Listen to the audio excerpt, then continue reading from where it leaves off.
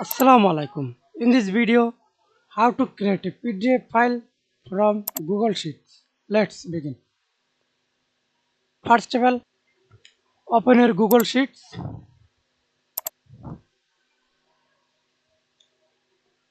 and select your file. Open your file.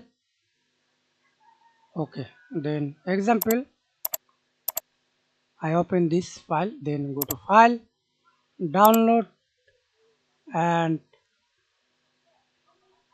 PDF. Click Current Sheet or Workbook or to all sheet as you wish. Then export. Downloading. And now we can see create a PDF file from Google Sheets. Thanks for watching video. Please subscribe to my channel, like, comment, share.